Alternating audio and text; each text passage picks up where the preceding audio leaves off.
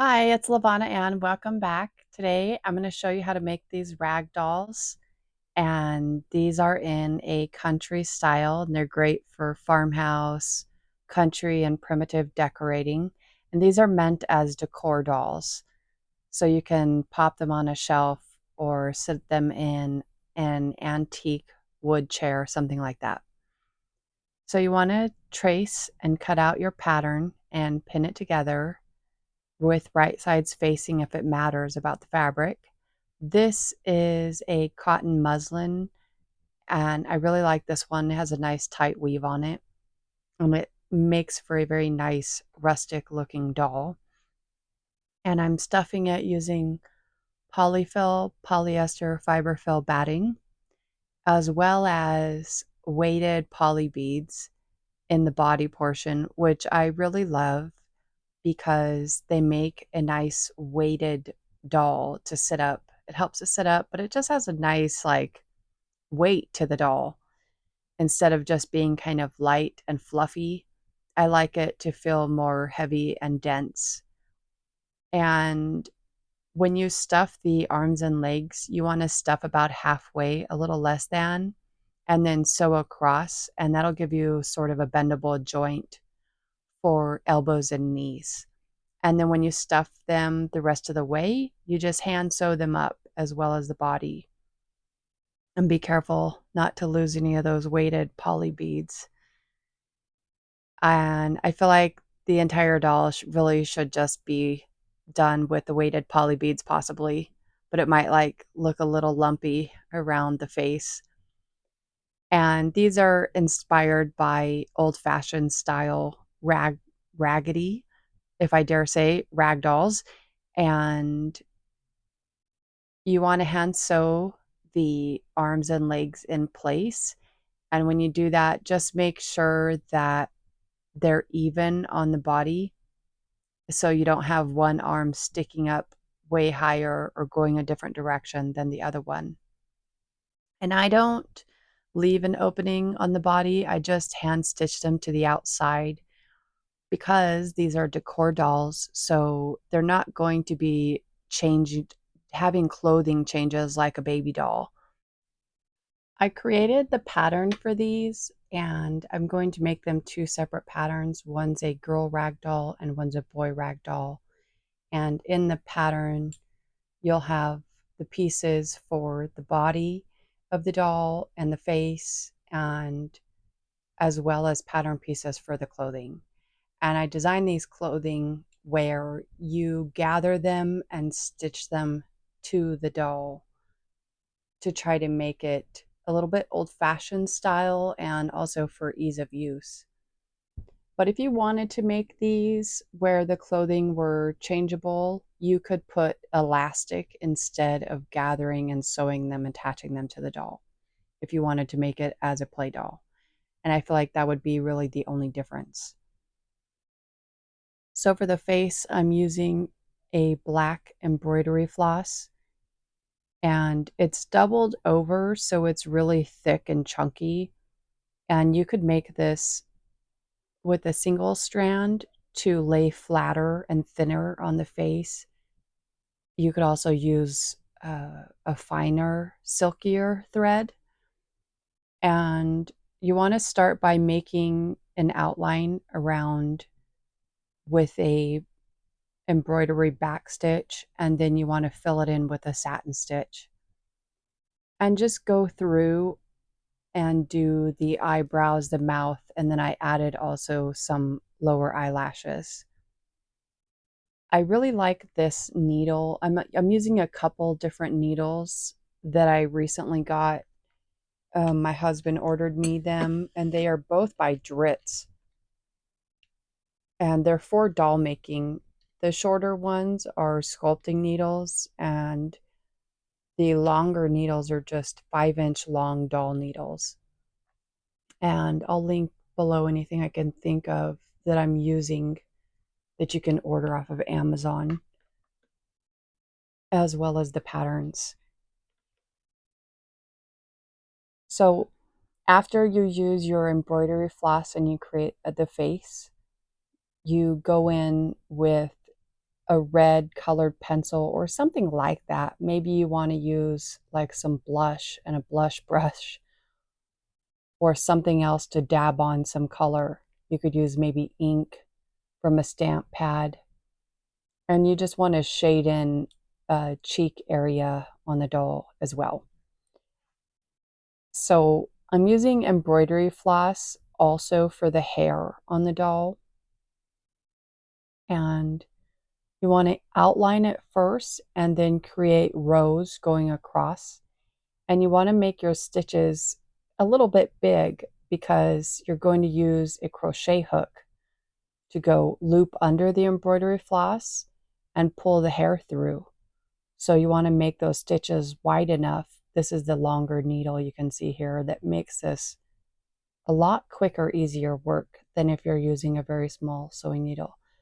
So you want to make it nice long stitches and in rows, and you can put as many or as little rows as you want to.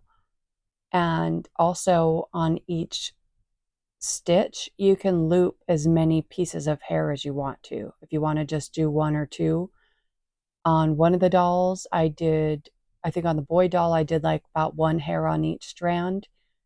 And on the girl doll, I made it more like 4 strands to make it thicker. And you can see a big difference. Now, you don't need to make the hair that thick and full. So it's really just to your liking. And I also used a brown yarn. This is a cotton yarn, and I did like this yarn a lot. It's nice and it's soft. But you could use whatever color you wanted. If you wanted to change it, you could do black or you could do red, like a red hair doll. And you just use a small crocheted hook. I think mine says like F or J on it. I don't do a lot of crocheting, but I happen to have a few hooks. And this is a size F on this one, it says, which it just has a small head on it to be able to fit under that to crochet it. And also the nice thing I wanted to say about the doll needles is they have a really big eye on them. So you can really fit a large piece of embroidery floss through the eye of the needle, which is really nice. And you can see here on the boy doll where I was sewing the tracks and the hair, you can see a lot of the skin or the scalp showing through. So actually it went back in and sewed one more row to fill it in and make it a bit thicker there at that crown or the top part.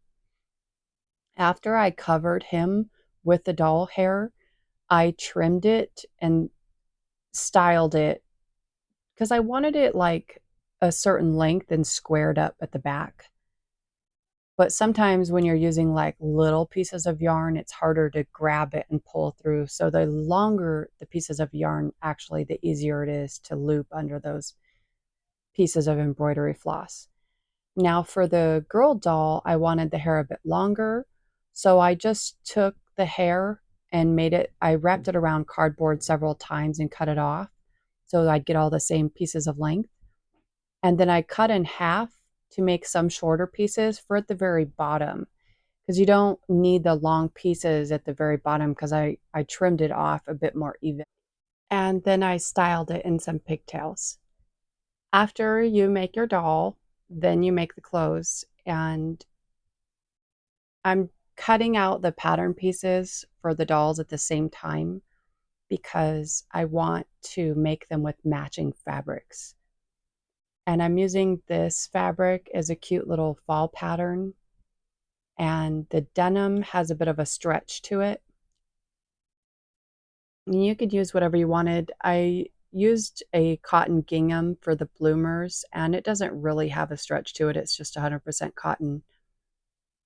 But it's a nice way to use up scrap fabrics for this project because it doesn't require a ton of fabric, and you can mismatch the pieces and use whatever you like. And it's also, I really like this novelty fabric, and it's a great way to use up fabrics like that, where you see one that's very busy like this, that has the little pumpkins and the trucks on it, and you think like, well, I don't know what to do with that besides like quilting or putting it on a tote. But I really like to use it on the doll clothes.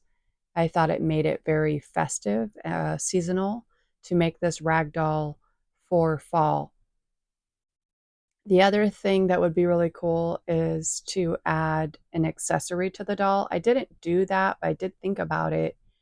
But you could make the dolls holding a little pumpkin or a crow or a basket, even with little corn in it or something like that, would be really cute. Anything like festive that makes you feel like fall is in the air. So you can see here making the skirt. You hand gather it on, and well, this is the apron skirt, and then the larger skirt is with the pattern. And you hand gather them on, then you put them on the doll and tighten the gather. And you can use laced trim, a ribbon lace trim for the edging of the skirt and the collar. I put lace as well as the sleeve cuffs. And I think I used two different laces because I was just using ones that I had on hand from scraps. But it does use about 2 yards of lace.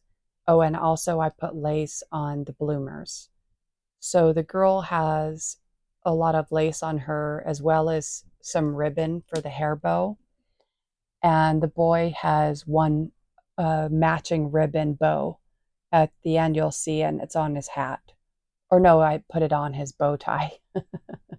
I was thinking about putting it on the hat. So you could do one there as well. You could do one or the other, or both would be really cute, or something else like a flower, maybe. So you can see I added the shirt and then I added the lace and hand gathered it on. For the neckline of the shirt, and I think mostly that's it, but you could machine sew on some of the lace. But because the sleeve cuffs are like so tiny, I just did it by hand right onto the doll. The other thing that I did about these was I painted some stripes on the legs, and I did it in an orange color because I wanted it to look autumnal. However, though, when you look at more of antique dolls or any kind of old-fashioned rag dolls, they typically would be red stripes around the legs. So you could do red stripes, you could do orange stripes, or perhaps if you're doing something in a Christmas or winter fabric, you might want to do a green stripe, something like that, based on the season. So when you put the skirt on, you gather it on the doll, but you can see that I'm also tacking it to the doll, as well as the bloomers and a little bit of the apron skirt, because I want them to sit exactly in place. I don't want the clothes to shift around. So when it's sitting on the shelf, it always has the same look to it. You can see a bit of the bloomer pants poking out of the bottom and the lace trim on them and everything as well. And you put the apron bib on and just hand sew it on in place. I like doing it this way so you can kind of place it exactly how far up you want to on the doll. You'll place it a little bit lower or a little bit higher, and then add your apron sort of overall straps on after as well. And I hand sew those on as well because the straps are rather thick. So it might be a little harder to machine sew them on anyhow. And these wood buttons are mainly just a decorative purpose, but they look functional and cute, and they add a little bit of something to the doll. And you can make the clothing without lace or buttons or anything and just use what you have. You can vary things and change things around, especially with your fabrics and your prints, the doll hair color. So you can make this doll over and over and over, and it could look completely different every time you make it. I forgot also you could use like a cream colored yarn to do like a blonde hair. Also, also, I didn't do this on these dolls, but I'm very tempted to add some coffee grunge for like some staining, just to like putting some in a spray bottle and just spraying it on the doll to kind of darken it up and age it up a little bit. It looks very new and it has a nice country look to it, so I didn't do it, but I'm still like on the fence about whether or not I want to add some coffee grunge. The shoes are very simple to do. You just turn them right side out and put them on the doll and just sew them on with some cute little laces and tie a bow. So you can see now I'm working on the clothing for the boy doll and making the hat by hand gathering it, putting it on the doll, and tightening it so you can get the exact measurement for your doll, but kind of based on how much you stuffed it or where you want the placement. And this is the hat band or hat brim, and you just hand sew it to the rest of the hat. And after that, you want to hand tack it on the doll just like you do the clothing in place. Now, for him, he has overalls, and I did roll them up and cuff them and tack them in place with a few stitches at the sides so the cuffs don't roll down on the pants. And I hand gathered the neckline as well as at the wrist. But for him, I did not add any lace to anything. So the clothing on his is a little less intricate, but it looks just as much because there's so many different things going on with the hat and everything. But that's basically it. Thank you so much if you stuck around and listened to me talk about how I created these and why. And I hope you enjoyed it. And maybe you'll want to make a country style or primitive style doll for yourself.